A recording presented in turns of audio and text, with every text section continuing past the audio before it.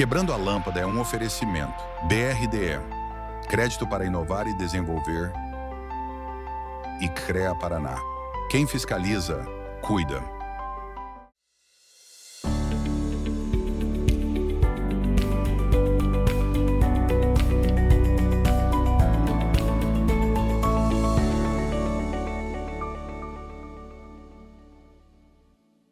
Tudo bem, meus nobres? Começa agora o programa Quebrando a Lâmpada, o programa que fala sobre inovação e case de sucesso para quem quer pensar fora da caixa e transformar ideias em realidade. Este é um programa, um oferecimento do BRDE, Crédito para Inovar e Desenvolver, e do CREA, Conselho Regional de Engenharia e Agronomia do Paraná. Eu sou Gilles Balbinotti e já peço para você nos seguir em nossas redes sociais, no Instagram, acompanhar o nosso canal do YouTube, no Spotify, e não perder nenhum programa e nenhum conteúdo exclusivo do nosso programa. A palavra que define o nosso episódio de hoje é conexão. E por isso eu estou aqui com Fernando Palamoni, o CEO da Earth-One e sócio-presidente da Core One Data, empresas que impulsionam a inovação em inteligência artificial. É um tema super importante nos dias de hoje. Em segurança, em processamento na nuvem, com passagens por grandes companhias como a Intel, a IBM, a VMware, a Cisco e a Citrix. Ele tem uma carreira marcada pela liderança em projetos de tecnologia e inovação. Seja muito bem-vindo, Fernando Palamoni, uma alegria tê-lo aqui conosco, né, nesse programa Quebrando a Lâmpada. A gente que já se conheceu há algum tempo e eu tenho acompanhado a sua jornada nesse tema tão relevante e tão importante. Já te passo a palavra e agradecendo novamente a presença para, nesse início do nosso bate-papo, falar do Fernando Palamoni, como é que é ele, como é que é essa tua jornada na área de tecnologia. Seja muito bem-vindo. Obrigado, Gilles. É um prazer estar aqui novamente com você, né? A gente já teve essa oportunidade de conversar antes, agora novamente com os novos desenvolvimentos que a gente está trazendo aqui para o Brasil. E para mim é um prazer muito grande estar aqui conversando com você, conversando com a audiência do Quebrando a Lâmpada. O fator do desenvolvimento, trazer esse desenvolvimento para o Brasil é uma coisa muito próxima ao meu coração também, né? Eu sou brasileiro, sou engenheiro, então também é um prazer muito grande saber que o CREA está dando suporte para vocês aqui. Sou engenheiro, tenho uma paixão por esse desenvolvimento tecnológico. E a minha carreira é marcada por isso, desenvolvimento tecnológico, trazer desenvolvimento e ser parte desse desenvolvimento, né? Foi sempre uma paixão como engenheiro de desenvolver novas tecnologias e ser capaz de dizer, eu criei isso, né? Eu criei tal tecnologia, eu fui parte do time que criou tal tecnologia. E agora, como executivo, como trazendo parte do desenvolvimento do Brasil, minha função é criar possibilidade para essa tecnologia, para esse desenvolvimento ocorrer. Bacana. Você foi um player, né? Mas foi um player, né, no início da sua jornada em empresas Big Techs, sabe, de grande relevância, como IBM e Intel. Isso. Como que foi essa tua jornada? Fala um pouquinho dessa experiência, né, que tu passou por algumas, eu até diria décadas, nessas empresas, os aprendizados. Conta um pouquinho disso, que é um ponto bem importante para a nossa audiência também. Então, a primeira grande empresa de tecnologia que eu trabalhei foi a IBM, né? E a IBM é uma grande escola. A minha mudança para a IBM foi um progresso. Dentro da universidade eu desenvolvi um projeto, que esse projeto era para controle e automação. Na época, controle e automação de plataformas submarinas de extração de petróleo.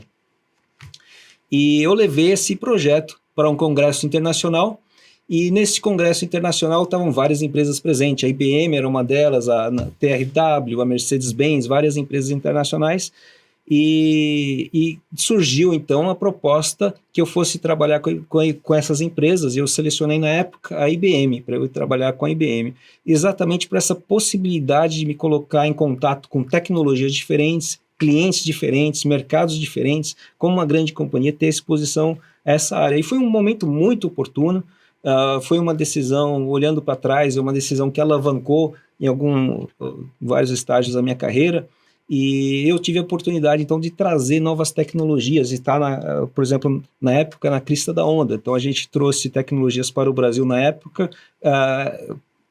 foi a introdução da internet. Então a gente introduziu todos esses processos, como é que a gente poderia introduzir a internet oferecida pela IBM, que foi o primeiro grande serviço comercial de internet no Brasil, e oferecer isso para o Brasil também. Então eu fui na época responsável por montar aquele grupo, de dar todo o suporte técnico, como é que você vai lidar com o cliente, como é que você trabalha com o cliente. E foi uma das grandes experiências que eu tive, que marcaram também a minha carreira, e dali para frente seguiu outros movimentos, né? Então foi a mesma época, logo em seguida a IBM fez uma transição de produtos para serviços, né? Por muito tempo a indústria acreditava que era simplesmente você pegar um produto e enviar o produto para o mercado, e o mercado vai saber como trabalhar com aquele produto. E a parte de serviços era considerada simplesmente um contexto nisso, né? Outras pessoas fazem essa parte de serviço. E a IBM, então, naquela época, uma das empresas começou a fazer essa transição para a parte de serviços. Então, o meu time, que já tinha essa experiência de criar os serviços de internet, foi então escolhido pelo grupo da IBM do Brasil para então começar a implantar como é que seria essa estrutura de serviços na IBM, para a IBM, a oferta de serviços para o Brasil. Então, a gente acabou, de novo, na crista da onda, criando essa parte de serviços para a IBM no Brasil, né? Mas a minha paixão na época, cada hora, então você pode ver essa paixão por tecnologia, desenvolvimento, marcou minha carreira, né? E na época, uma coisa que se discutia muito eram as redes de computadores, o networking, né? Como é que esse network funciona. E eu tinha essa paixão por desenvolver essa área de network.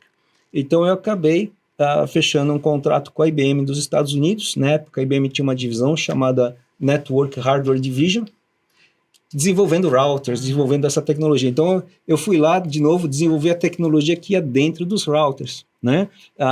Implantando protocolos de comunicação, implantando protocolos de rede.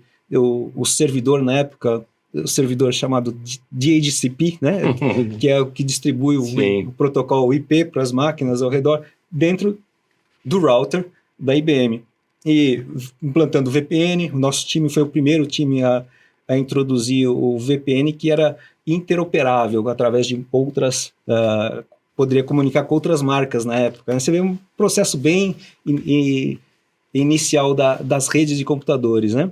E sempre procurando assim desenvolver algo novo, né? Então, como engenheiro, essa era um fator de muito orgulho para mim, e eu queria estar sempre desenvolvendo algo novo. Passado um tempo, essa divisão foi adquirida pela Cisco, e eu fui trabalhar na Cisco por um tempo. Outra gigante também, aí, né? Gigante de tecnologia, exatamente. E aquele fator de inovação então, que eu tinha dentro da IBM, nessa área em particular, acabava ficando muito mais especializado, mas com uma alavancagem muito maior, né? Então, dentro da Cisco, eu passei então a trabalhar com as pessoas que estavam escrevendo as regras da internet, né? As chamadas RFCs, né? Então, escrevendo as regras. Então, a gente começou naquela época então, sempre implantando uma tecnologia nova, desenvolvendo uma tecnologia nova, e inclusive escrevendo as regras de como a internet deve funcionar naquela época, né? Que bacana, Fernando Palamone, é muito bom te ouvir. Eu queria aqui falar com você, a audiência do Quebrando a Lâmpada, sublinhar algumas coisas que o Fernando Palamone trouxe. Ou seja, olha como é possível um brasileiro, né, sair do seu país, ir para o mundo, você foi para os Estados Unidos, e vencer. E mais ainda, retornar ao Brasil, ou seja, quem não vive hoje, quem vive sem a internet hoje? Ninguém vive sem a internet. A importância da internet para o trabalho, para o entretenimento, para a geração de negócios, para a geração de soluções tecnológicas. E aqui no Quebrando a Lâmpada tem uma pessoa responsável por esse time, né, que participou desse time quando a internet veio para o Brasil, se não me engano, na década de 90. Então, que bacana isso que eu gostaria de sublinhar inicialmente. E eu vi ainda um comentário seu, antes de a gente entrar daí, o próximo passo, né, após a Cisco, após a Intel, sobre o capital humano que nós temos no Brasil, né, que é muito importante, mas que de repente a gente tem que começar a reter ele também. Talvez, ou seja, você na época foi para fora. Como é que é isso? Fala um pouquinho dessa tua experiência, porque a nossa audiência é uma inspiração importante que você vai trazer para eles. Então, na época, o que aconteceu? Isso ainda ocorre muito no Brasil, talvez hoje até numa forma mais acelerada. Devido à dificuldade de desenvolver, de ter contato com essa tecnologia, nova tecnologia aqui no Brasil, né, devido ao próprio as empresas, muitas vezes, elas não têm interesse em desenvolver essa tecnologia aqui no Brasil. Para que eu continuasse me aprofundando na minha área de interesse na época, eu tive que ir para fora do Brasil, né? Então eu tive que ir no caso, para os Estados Unidos, trabalhar com o centro de pesquisa da IBM lá nos Estados Unidos, né? Então esse movimento é chamado diáspora científica, onde os pesquisadores, os engenheiros brasileiros que querem desenvolver uma nova tecnologia ou querem se aprofundar em uma nova tecnologia ou continuar desenvolvendo aquela área específica de pesquisa deles, eles precisam ir para fora para ter acesso ao recurso, para ter acesso àquele centro de desenvolvimento, para continuar mesmo desenvolvendo aquela tecnologia. Então isso ocorre muito no Brasil. Então o talento brasileiro, a capacidade criativa do brasileiro, a capacidade de desenvolver coisas novas é muito bem vista lá fora. O talento brasileiro é muito bem visto. Mas encontra essa dificuldade, algumas vezes, de continuar progredindo dentro do seu próprio país, né? Então é mais fácil, muitas vezes, você ter essa progressão, continuar na sua área de pesquisa fora, do que continuar no Brasil. Cria esse movimento de perder essas mentes, perder esse desenvolvimento com esse talento indo para fora. Muitas vezes esse talento retorna também, trazendo essas tecnologias de volta. E uma coisa que eu tive, por exemplo, a paixão durante toda a minha carreira, é toda a oportunidade que eu tive de trazer algum centro de desenvolvimento, alguma tecnologia de volta para continuar sendo desenvolvida no Brasil e trazer essa possibilidade do Brasil desenvolver. Sempre eu tive a oportunidade de fazer isso nas empresas que eu trabalhei também, né? Então essa é uma coisa muito importante para mim e que agora, através da Art1, eu também estou fazendo novamente. Eu estou trazendo essa possibilidade de trabalhar com essas novas tecnologias, com a inteligência artificial, com esse equipamento que hoje não existe no Brasil, trazendo esse equipamento para promover esse desenvolvimento também no Brasil. Bacana, muito importante isso. Olha a dica para todos vocês, sabe? Nós temos capital humano aqui importante no Brasil. A gente pode sim ir lá para fora, trazer uma experiência internacional e retornar depois ao Brasil com entregas concretas. A gente vai finalizar o primeiro bloco daqui a pouquinho, mas vamos iniciar já esse assunto que tu acabou de falar aqui, a criação da Art1. Ou seja, um pouquinho da tua jornada das empresas, como que culminou com a criação da Art1, e já se puder colocar na tua fala, Fernando, também tinha uma questão importante, né? Falta infraestrutura no Brasil. Falta, muitas vezes, né, os pesquisadores vão para fora do Brasil, porque lá você tem uma infraestrutura tecnológica de pesquisa muito mais profunda, elaborada e robusta, né? Fala um pouquinho disso, como culminou, então, né, a criação da Art1, e a gente vai continuar isso no segundo bloco também. Tá ok. Então, dando uma introdução, né? Durante a minha carreira, eu pude presenciar essa mudança do processamento para a nuvem. Então, quanto o processamento para a nuvem que existe hoje, o mais comum é a parte de serviços web que a gente tem, né? Então, o processamento na nuvem, você vai ter serviços, você vai ter containerização daqueles serviços ou a virtualização através, por exemplo, da VMware, que foi uma das primeiras companhias a introduzir esse tipo de virtualização. Então, eu tive a experiência de trabalhar na VMware, tive a experiência de trabalhar junto com a Google, não diretamente com a Google, mas desenvolvendo também produtos para a Google Cloud, né? E então eu trazia essa experiência comigo. E a experiência também de gerenciar esse tipo de estrutura a nível global, né? Através da Citrix, é uma outra empresa de produtos para cloud, que atua muito, por exemplo, no setor financeiro, né? E então com base nessa experiência, eu comecei a então direcionar mais a minha carreira para essa parte de virtualização, para essa parte de processamento na nuvem, e que acabou, então, trazendo a oportunidade de criar grupos e companhias dentro exatamente foco nisso, foco no processamento na nuvem, foco na segurança cibernética e com o surgimento da inteligência artificial, trazendo esse foco também de poder prover esse processamento da inteligência artificial na nuvem, né? Então, essa é uma coisa que foi uma evolução natural, para mim, para os times que trabalham comigo. Eu estou trazendo junto comigo, muitas pessoas trabalharam comigo por anos, né? E pesquisadores que que desenvolveram muitas dessas novas tecnologias, e eles estão comigo junto, fazendo parte da Art1, trazendo essas tecnologias aqui também para o Brasil.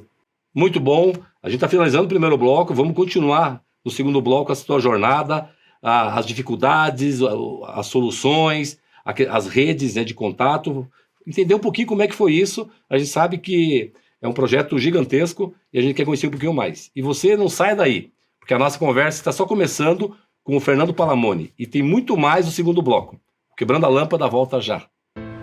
Cada vez que você volta do trabalho, que você se alimenta, cada vez que você viaja sozinho ou com a família, pega um ônibus, carro ou avião, sobe ou desce de elevador, cada vez que você pensa em qualidade ou na segurança de tudo aquilo que é produzido na cidade, no campo, nas indústrias ou em tudo ao seu redor, em cada um desses momentos, existe o trabalho de milhares de engenheiros, geocientistas e agrônomos que, em conjunto com o CREA Paraná, são responsáveis por produtos ou serviços cada vez mais presentes no seu dia a dia. Há 91 anos é assim. CREA Paraná. Quem fiscaliza, cuida.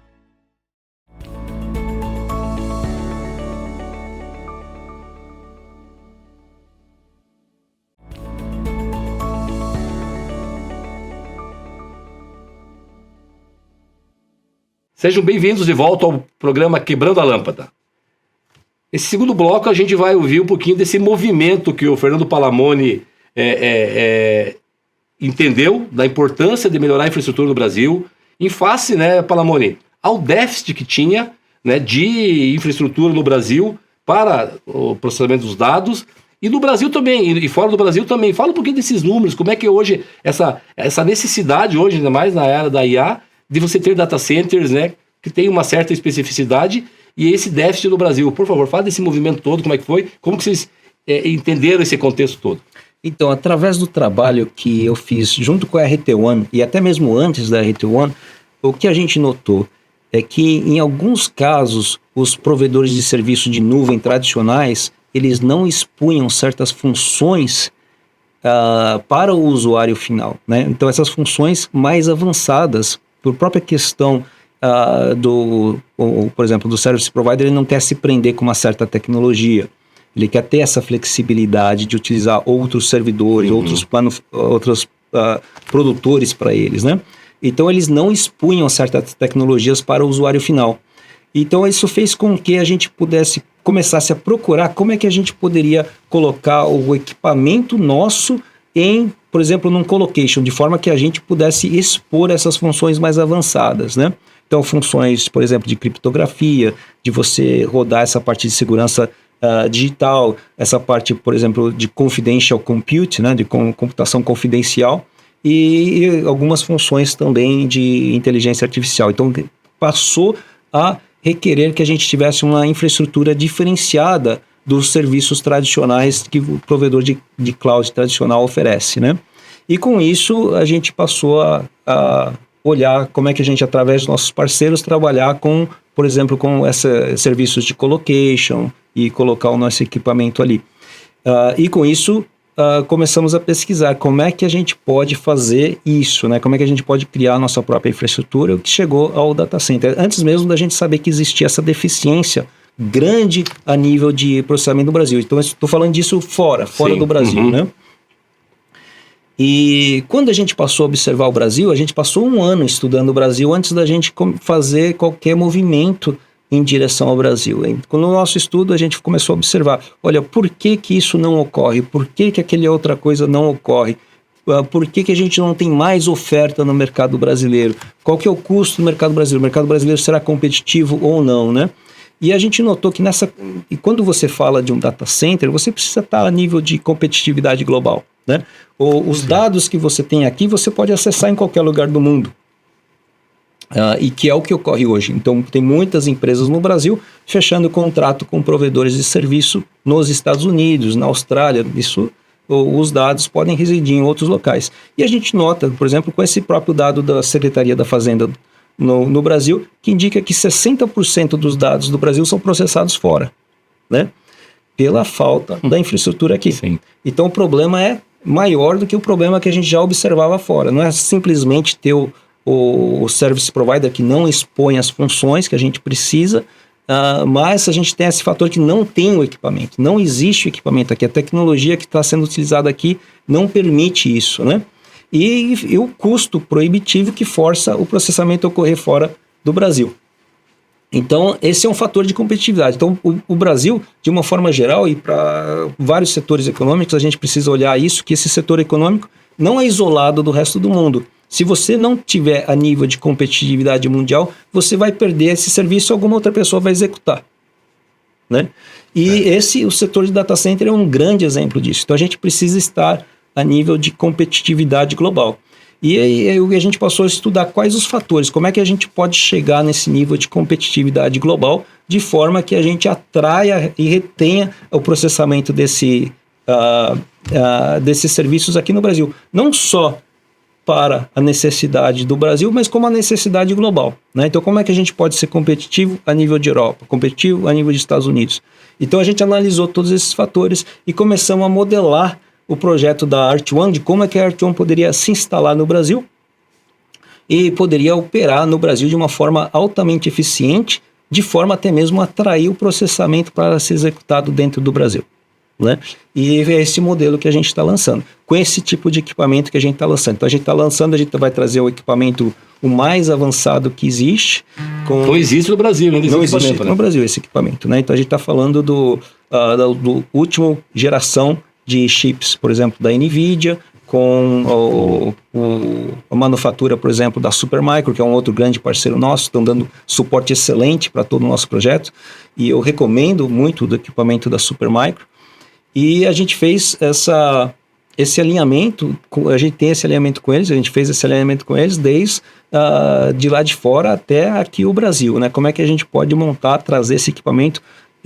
A própria Supermicro nos ajudou a obter autorização da NVIDIA para trazer esse equipamento para cá, para o Brasil, autorização da Secretaria do Comércio, como é que a gente faz para ter essa Secretaria do Comércio dos Estados Unidos para a gente poder trazer esse equipamento de última geração para o Brasil. E é isso que a gente está oferecendo aqui. E é ótimo essa confiança, né? Até pela tua experiência, tua jornada nos Estados Unidos.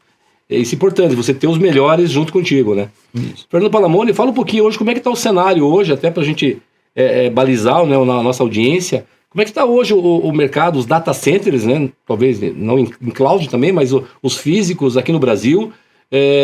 Fala um pouquinho desses números e também como é que está, digamos, esse ambiente brasileiro para receber um data center como esse da Art1. Então, essa é uma pergunta muito complexa, né? Então, às vezes a gente tem que dividir isso em várias etapas. Primeiro, o ambiente dos data centers. Os data centers estão mudando muito, né? Então, aquele data center tradicional, com aquele equipamento tradicional refrigerado a ar, que você precisa ter o equipamento de troca de calor nas laterais, esse equipamento de troca de calor, equipamento de baixa eficiência, esse modelo não vai seguir para o futuro. O crescimento que a gente espera ter são equipamentos completamente diferentes do que existe hoje, o que força todos os outros operadores nacionais que trabalham nesse equipamento antigo a redesenharem até mesmo a infraestrutura que eles têm hoje para poder adotar esse outro tipo de equipamento mais moderno, né? Então, esse outro equipamento mais moderno, mostrando algumas diferenças, por exemplo, o sistema de refrigeração do equipamento antigo, ele utilizava chillers evaporativos. A nível de Brasil, o chiller evaporativo tem uma eficiência muito baixa. Então, nos dias quentes, você vai estar trabalhando um fator de eficiência chamado PUE, no caso de data centers, né? E para esse equipamento antigo, você vai estar trabalhando na faixa nos dias quentes de PUE chamado 2. Isso quer dizer o quê? Que você está gastando 2 vezes mais energia do que você deveria estar gastando. Olha aí. 2 vezes mais. É um fator muito alto, né? E é o custo operacional que você tem, é o custo da energia. É um dos grandes fatores de custo para você, que te coloca fora do mercado. É o fator de competitividade, né? Fator de competitividade. E energia elétrica, por sinal, não é só fator de competitividade. Você ter acesso àquela energia elétrica é um fator de desenvolvimento. Perfeito. Né? Estou colocando um parênteses aqui, Sem a energia elétrica você não tem desenvolvimento. Então você precisa ter esse recurso. E o recurso que existe no Brasil é um recurso muito bom, de alta qualidade, é um recurso de energia limpa, ou é energia hidráulica, ou é solar. Então é uma energia limpa, é um exercício de alta qualidade. No caso da solar e eólica, ela é uma energia intermitente, ela sobe e desce, né? Então tem que tomar um pouco de cuidado. Mas a hidráulica normalmente tem um pouco de sazonalidade, mas é uma energia muito confiável e barata. Certo. Então, por que não o Brasil? Por que não existe esse desenvolvimento no Brasil? Muito porque a gente ainda está operando com a tecnologia antiga, né? Então, os nossos custos operacionais jogam para fora. Então, trazendo uma infraestrutura nova que te permite você trabalhar nesse fator de eficiência que praticamente o seu consumo adicional de energia é muito baixo, na faixa de 5 a 10% a mais, não é 100% a mais. Perfeito. 5 a 10% a mais. Esse é o nível que a gente está dentro dos nossos projetos, a gente está usando como base de cálculo, né? Então a gente já está objetivando o maior nível de eficiência energética para não ter gasto, para a gente se qualificar nas normas de, por exemplo, de controle de poluição ambiental, nas melhores normas de controle de poluição ambiental que existem a nível, por exemplo, de poder servir exatamente a Europa. A gente não está visando só o Brasil. A competitividade é global e a gente vai servir o mundo todo, né, através do Brasil. Bacana, ótimo, excelentes informações que o Palamone traz.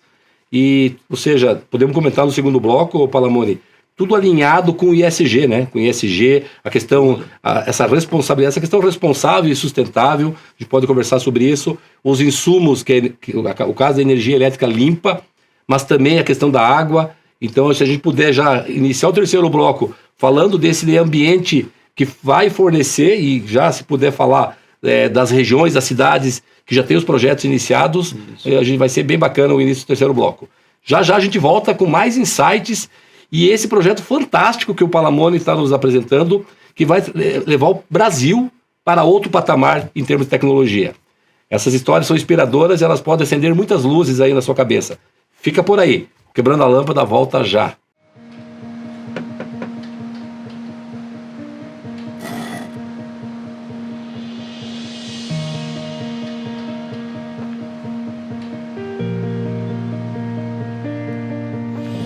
É bom saber que nos momentos que mais precisamos, temos o parceiro certo. Ou mais de um parceiro, né, filhão? BRDE, o banco que está sempre um passo à frente, é o mesmo que está sempre ao seu lado.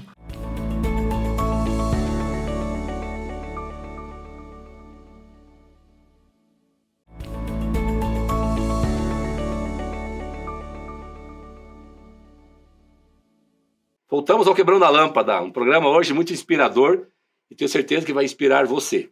Hoje estamos recebendo o Fernando Palamone, um empresário, eu costumo brincar com ele, um mente brilhante da área de tecnologia, que foi lá fora do Brasil, foi para o mundo, venceu e está retornando aqui com muitas notícias fantásticas na área de tecnologia. Palamone, a gente finalizou o primeiro bloco, você falando, né, da estratégia, né, dos data centers, das comparações, e essa conexão muito forte com o ISG, né? Ou seja, um projeto responsável e sustentável, né? Fala mais um pouquinho sobre isso e em seguida a gente também pode avançar para a questão do data center para o IA verde e assim por diante. Sim. Como eu mencionei, essa diferença, o novo data center é completamente diferente do antigo data center, né? Então, colocando termos básicos, né? O sistema de refrigeração é diferente. O sistema de refrigeração antigo dentro para as máquinas é ar, mas eles precisam dos chillers. Esses chillers utilizam água, são sistemas evaporativos. Isso normalmente consome muita água, né? Então esses chillers evaporativos para o Brasil têm uma eficiência baixa e consomem muita água. Passando para as tecnologias modernas que existem hoje, que são necessárias num data center moderno, o que acontece? Você tem nas máquinas refrigeração líquida. Esse líquido que corre dentro da máquina é diferente do líquido que é usado para a refrigeração do ambiente em si, né? Então, dentro da máquina você vai ter um dielétrico, você vai ter um glicol, vai ter um líquido diferente que corre naquele primeiro circuito. Esse circuito precisa trocar calor com algum outro circuito. Então, esse vai para o segundo circuito. Esse segundo circuito é muito diferente daqueles chillers antigos. É um circuito fechado chamado de dry cooler, né? Circuito seco. apesar de ter o líquido correndo Sim. lá dentro, né? Então tem essas diferenças. Então a refrigeração a ar, você tem o chiller a água. Na refrigeração líquida, você tem o dry cooler, parece uma coisa diferente, né? Você tem o circuito, por ser circuito fechado, é chamado dry cooler. Então é uma coisa interessante, né? Então você tem que saber muito bem do que você está falando. Então o circuito moderno é completamente diferente, já não consome aquela quantidade de água, né? Então, fazendo uma comparação, hoje o Brasil tem em torno de 800 megawatts de potência instalada de data center. Todos esses data centers estão em sistema antigo, utilizando os chillers a água, evaporativo, né, do sistema evaporativo. Então, para cada 100 megawatts, esse é o sistema antigo, para cada 100 megawatts do sistema antigo, em torno de 2 milhões de litros de água são consumidos, 2 bilhões de litros de água são consumidos ao ano. É uma quantidade enorme de água. Agora você compara isso com um sistema completamente fechado do dry cooler que vai consumir uma fração disso de água, né? Praticamente não vai consumir tanta água.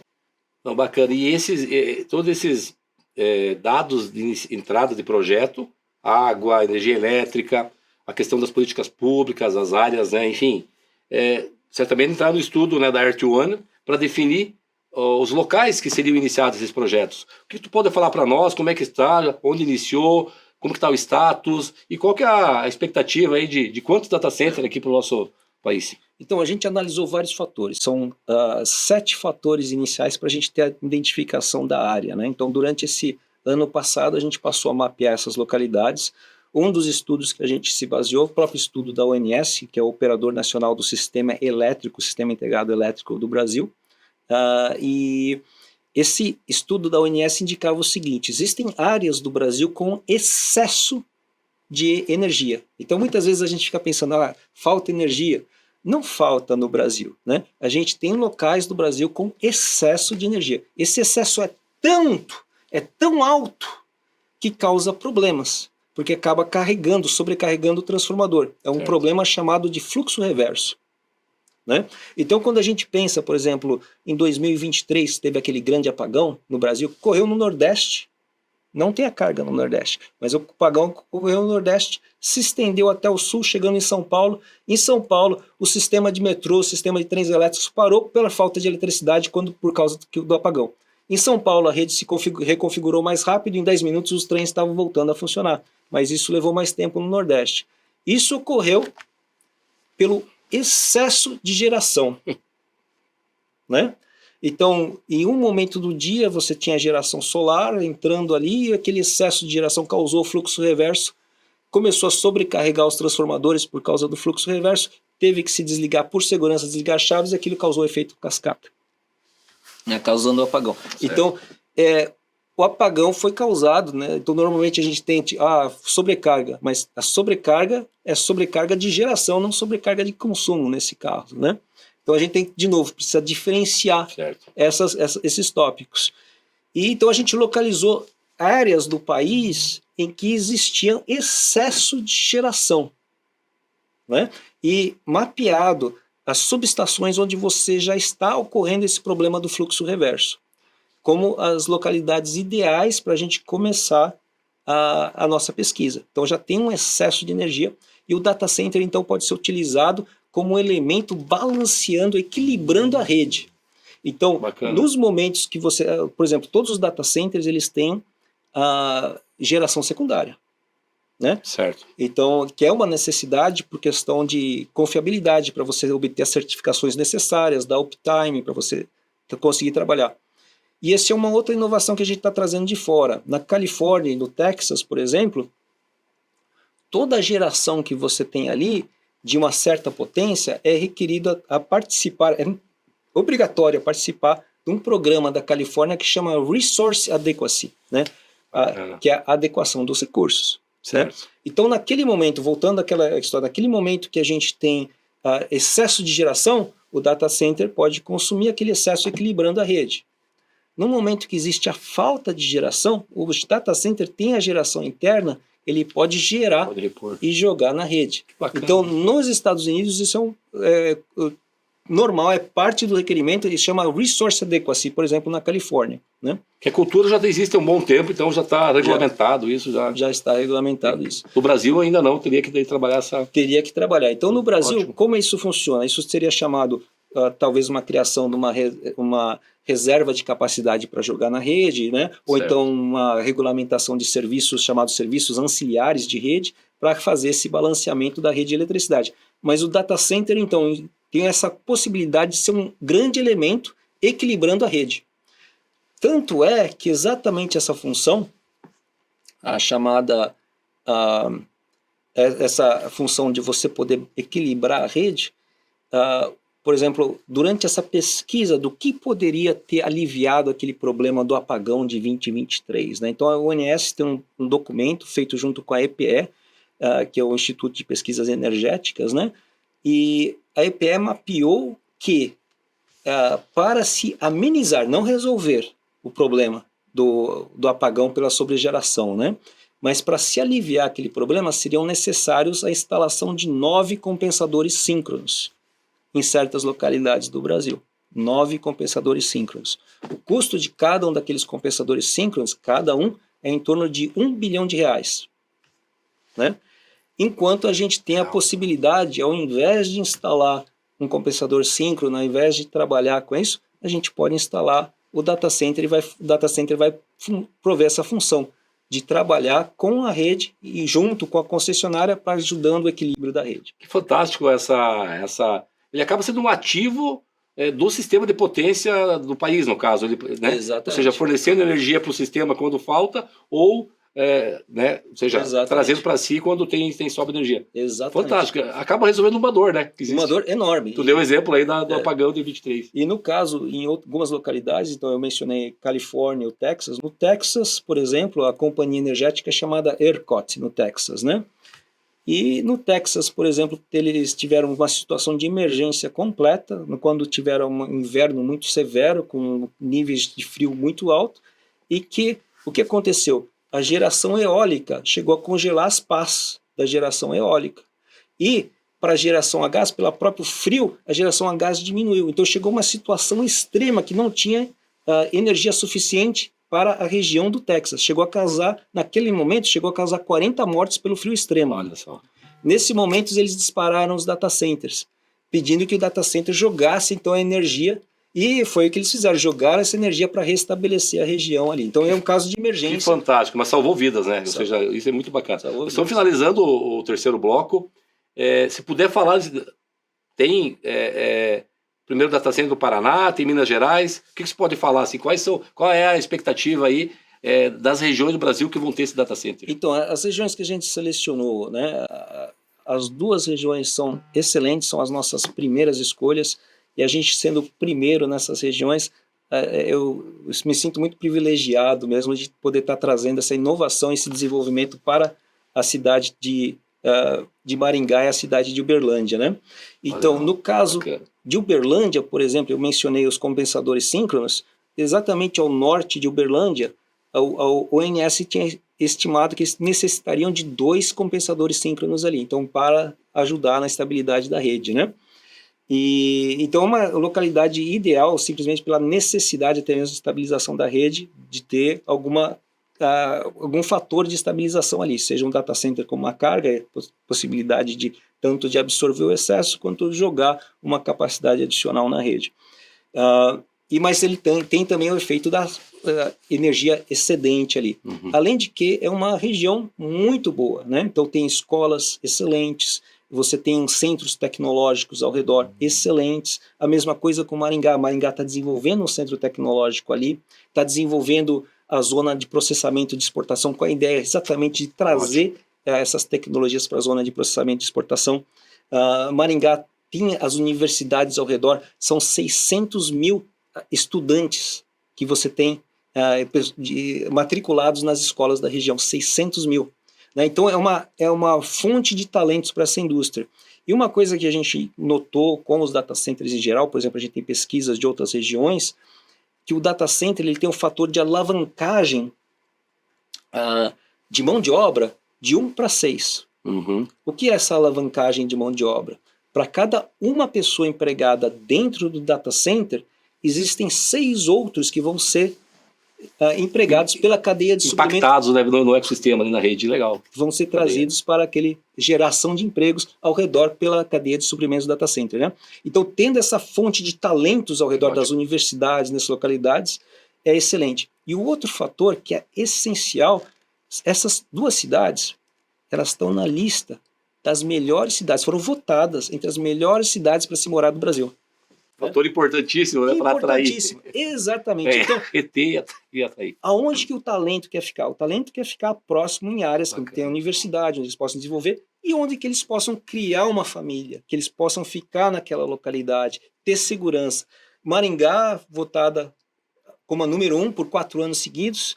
Uberlândia, né, o número 2 e 3 são em São Paulo, que é uma região saturada, mas a Uberlândia vem como número 4. Logo em seguida, a melhor cidade, mais votada, a melhor cidade para se morar de Minas Gerais. Então a gente está pegando a melhor cidade do Paraná e a melhor cidade de Minas Gerais, né? Para desenvolver, trazer esse talento, trazer esse influxo de investimento para a região, influxo de esse efeito que a gente traz tecnologia e desenvolver até trazer o desenvolvimento econômico para essa região. Excelente, é um ativo importante que entra nesses 2 ecossistemas de inovação, eu conheço ambos, é muito importante isso, né? Ou seja, com a questão de capital humano, a questão da legislação, fantástico. Vamos iniciar olha só, quando a conversa é boa, Palamone, passa rápido o tempo, a gente vai finalizar esse bloco, e iniciar o próximo bloco, eu queria que você me falasse sobre os setores da economia, os setores econômicos do Brasil, que mais vão ser beneficiados e que hoje tem essa dor em relação aos data centers, tá? E você, por favor, fica por aí para o nosso próximo e último bloco, Quebrando a Lâmpada. Ele volta já. Na Expo Inter, o Banco Regional de Desenvolvimento do Extremo Sul, o BRDE, anunciou 4 novos contratos para provedores de internet, somando 15 milhões de reais em financiamentos. Os recursos vêm do Fundo de Universalização dos Serviços de Telecomunicações e incluem linhas emergenciais para empresas gaúchas atingidas pelas enchentes. Com os novos contratos, o BRDE chega a 55 milhões de reais liberados para qualificar os serviços de internet e se consolida como o principal operador nacional do último edital do FUST. O governador Eduardo Leite acompanhou o anúncio e destacou que a conectividade é essencial para o desenvolvimento do Estado, gerando novas oportunidades e inclusão digital. As empresas beneficiadas vão ampliar a infraestrutura de fibra ótica, construir data centers e investir em capacitação de mão de obra. Para mais informações, acesse brde.com.br.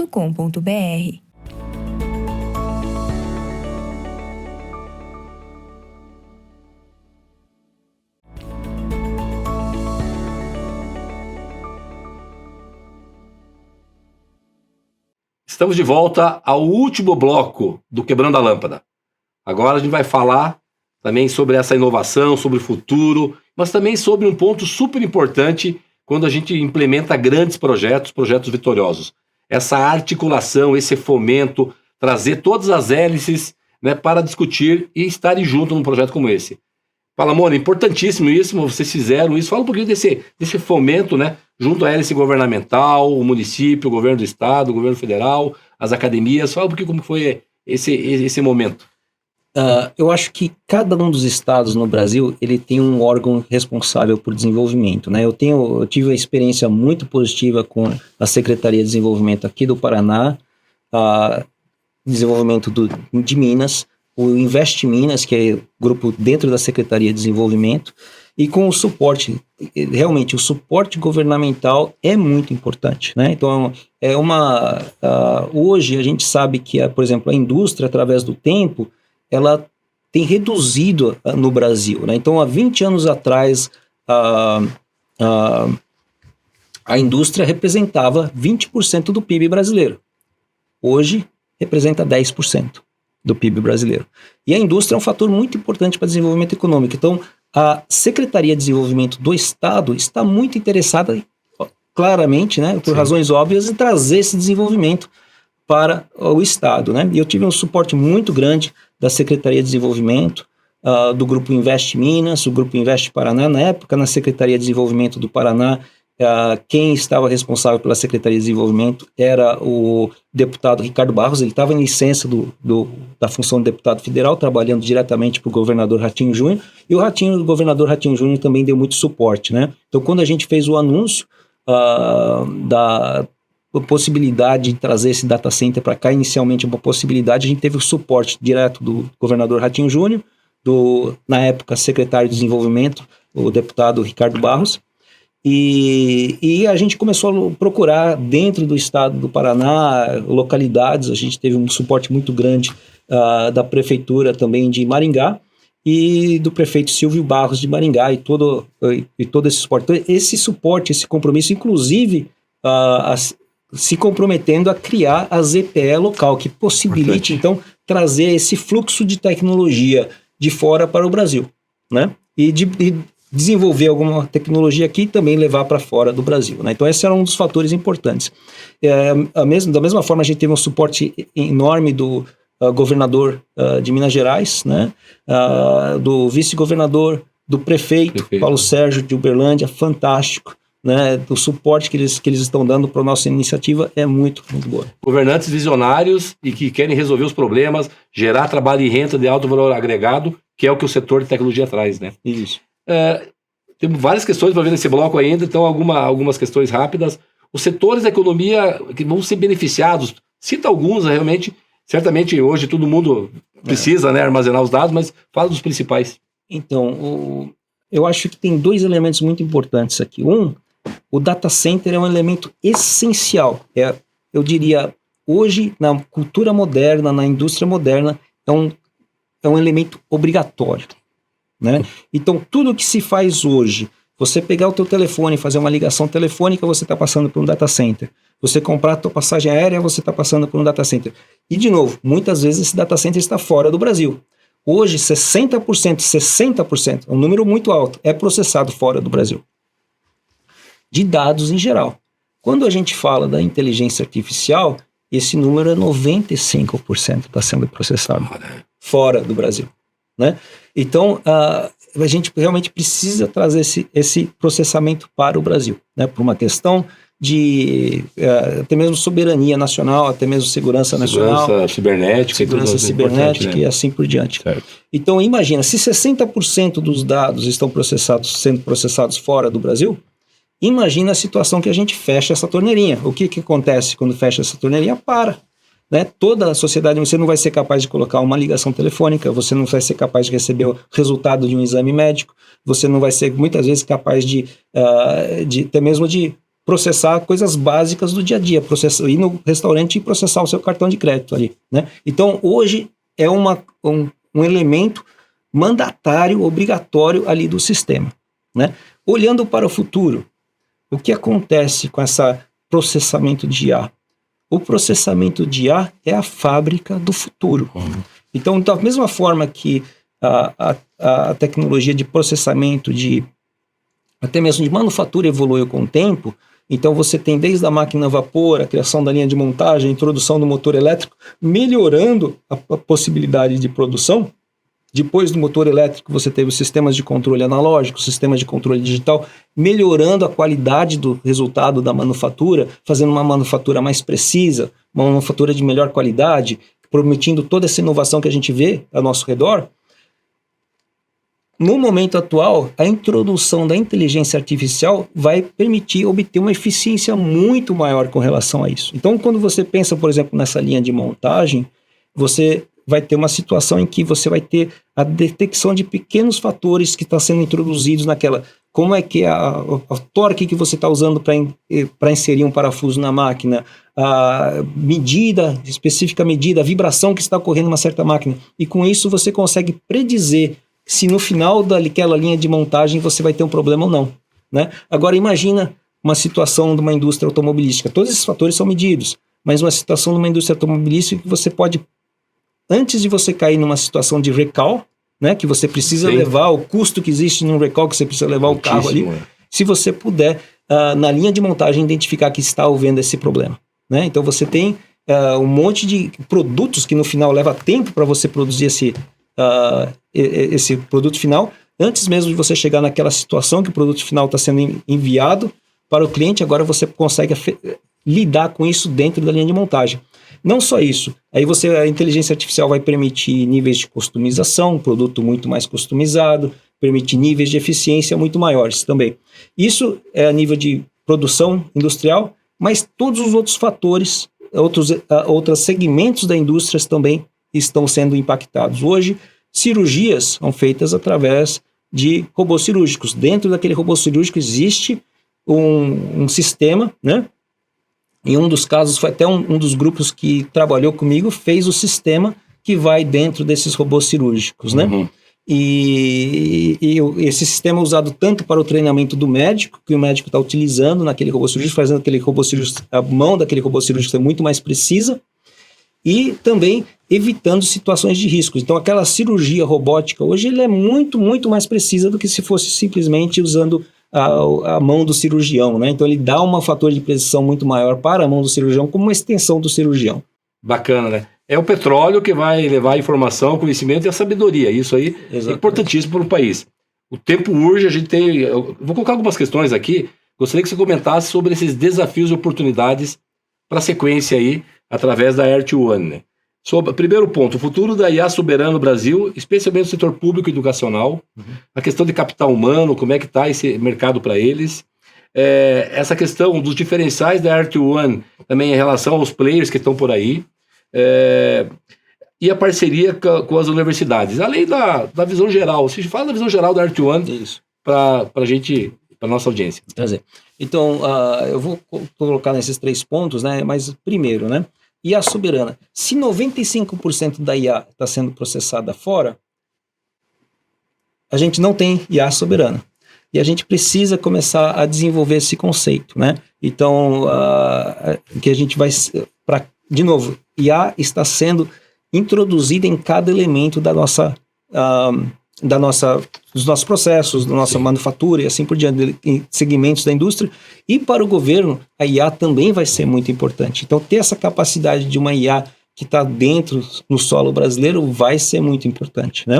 Então, vai se tornar cada vez mais crítico, até mesmo questões de segurança nacional. Então, essa capacidade de identificar, por exemplo, se você está numa situação de ameaça antes da ameaça ocorrer, né? Então, até essa capacidade de processamento vai ser muito importante, né? Então, do mesmo jeito que a gente viu na situação de ataque do Hamas contra Israel, a capacidade de Israel de identificar e usar sistemas para identificar essas situações de risco foi muito importante para poder Israel se proteger, né? Isso é uma situação em particular, né?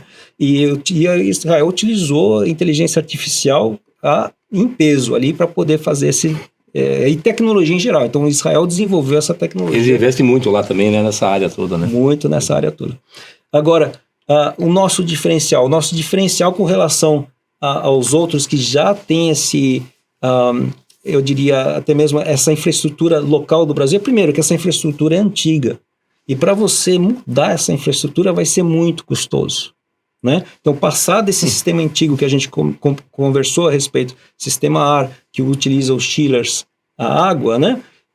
Não é o mesmo sistema e não pode ficar no mesmo local que esse outro sistema. Então, esse outro sistema, ele vai pedir uma densidade de calor muito maior, uma densidade energética muito maior, que não é adaptável nesse sistema antigo, né? E até mesmo para você lidar com esse nível de carga, você precisa utilizar, ao invés do sistema refrigerado a ar, você precisa utilizar o sistema que é refrigeração líquida, né? O chamado DLC, Direct to Chip, Liquid Cooling, né? E então o sistema é completamente diferente.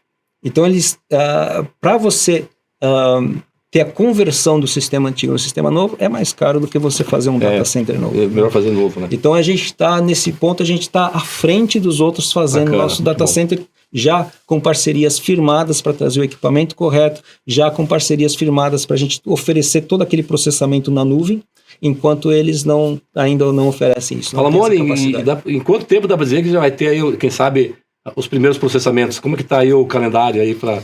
A gente está anunciando, né? A gente está anunciando para o último trimestre de 2026. É o nosso anúncio. Legal. Que ótimo. E essa meta, a gente pretende bater essa meta. Que legal. Né? É uma meta que a gente se colocou internamente. Eu não vou anunciar agora, mas a gente pretende bater essa meta. Que bacana. Fernando Palamoni, para fechar, a sua mensagem, né? Tem alguma outra coisa que tu queira falar? Sim, para a gente finalizar daí o nosso Você fez programa. a pergunta conexão com a universidade. Com a universidade, né? É Isso. Importantíssimo. Essa pergunta conexão com a universidade é importantíssima para a gente. A gente quer desenvolver essa tecnologia, trazer a proximidade dessa tecnologia com os centros de pesquisa no Brasil, né? Então, por exemplo, um dos setores que é muito impactado é o setor de saúde, setor de healthcare, né? Então, dentro do setor de saúde, as pesquisas de novas vacinas, novos componentes, como é que essas proteínas interagem, estão sendo feitas dentro de supercomputadores, como esse que a gente está trazendo para a IA, né? Então, a gente trazer essa capacidade para o Brasil é um motivo de muito orgulho para a gente disponibilizar para o bem da comunidade em geral, de forma que a gente possa desenvolver essas tecnologias de saúde no Brasil, novas tecnologias no Brasil. E da mesma forma, ter essa proximidade com a universidade. A universidade é um centro de novas ideias, né? E ter essa proximidade com a universidade, poder trazer esse talento da universidade, esse desejo de pesquisar novas tecnologias da universidade e dar o recurso que eles precisam para desenvolver essas novas tecnologias, como acesso a esse tipo de tecnologia, esse tipo de processamento para eles, né? Então, existe uma interação muito grande. Conforme essas novas tecnologias se desenvolvem, vai trazer novos clientes e nova demanda para o data center também. Então, existe um alinhamento direto com o nosso negócio. Importantíssimo, né? A academia está do lado da empresa, né? Do empreendedor, de quem está gerando solução tecnológica na prática, e sem um ecossistema que ele é vitorioso por si só. Palamoni, a gente está finalizando, né? Uma alegria tê-lo aqui. 30 segundos, a sua mensagem para aquele jovem, para aquele que quer empreender, para aquela pessoa que quer entrar na tecnologia e não entrou ainda. Faz o favor, manda um recado para eles. Então, eu tenho uma paixão muito grande pela tecnologia. Eu acredito que muitos outros jovens devem ter essa paixão. Brasileiros querem seguir a carreira deles como engenheiros ou outras carreiras. Eu sou muito parcial nisso. Eu dou suporte, 100% de suporte para a educação. Eu acho que é uma área muito importante e a universidade, por exemplo, como eu mencionei antes, a universidade no Brasil desenvolve excelentes engenheiros, com muita criatividade, com interesse, curiosidade para desenvolver novas tecnologias. Minha recomendação é vá a fundo, siga e procure exatamente esse caminho. Procure continuar desenvolvendo essas tecnologias. Isso é extremamente importante para o Brasil, para o mundo, para o crescimento, desenvolvimento em geral, trazer esse desenvolvimento em geral. Palamoni, muito obrigado de novo pela tua entrevista. Você realmente, certamente inspirou muita gente, informações importantíssimas para o nosso Brasil. E obrigado, né? Parabéns pela tua coragem e pelo teu empreendedorismo. Conte com o programa Quebrando a Lâmpada para a gente estar levando essa informação para todo o Brasil e para fora do Brasil também, desse projeto vitorioso. Parabéns pela tua liderança, com todo o time, e aqui em especial, né, eu, Ricardo Simões, que está contigo nessa jornada. Mas, de novo, parabéns pela tua coragem de retornar ao Brasil, investir no Brasil, acreditar no Brasil, porque é o caminho do empreendedorismo, da inovação, da tecnologia que a gente vai mudar o Brasil para os brasileiros e vai ser referência no mundo. Conte com o programa Quebrando a Lâmpada para a gente levar cada avanço, das etapas dessa jornada da Air to One aqui no Brasil. Tá bom? Muito obrigado. E você que ficou até agora aqui, obrigado pela tua audiência. A gente encerra mais um episódio do programa Quebrando a Lâmpada. Agradecemos muito ao nosso convidado, Fernando Palamoni, e a você que nos acompanhou até aqui. Lembre-se, inovação é ação. O futuro tecnológico já chegou. Esse programa é um oferecimento do BRDE. Muito obrigado, BRDE. O BRDE que tem crédito para inovar e desenvolver. E do CREA Paraná. Quem fiscaliza, cuida. Obrigado, CREA Paraná. Obrigado ao time do CREA Paraná estar conosco nessa jornada. Acreditaram nessa ideia de transformar ideias, inovações em ações concretas, em soluções concretas. Não deixe de nos seguir nas redes sociais. Acompanhar nosso canal no YouTube e no Spotify. Até o próximo episódio. E continue pensando fora da caixa. Quebre a lâmpada. Inove. Resolva problemas. Desenvolva o mindset de resolver problemas, assim como foi inspirado aqui pelo Fernando Palamoni. E o principal, seja muito feliz. Muito, muito obrigado e até o próximo episódio.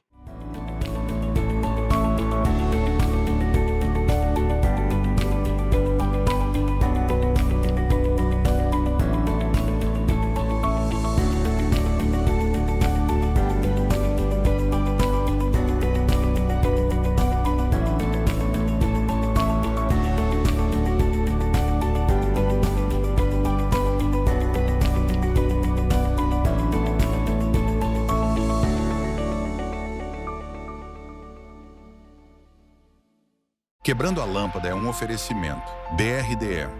Crédito para inovar e desenvolver. E CREA Paraná. Quem fiscaliza, cuida.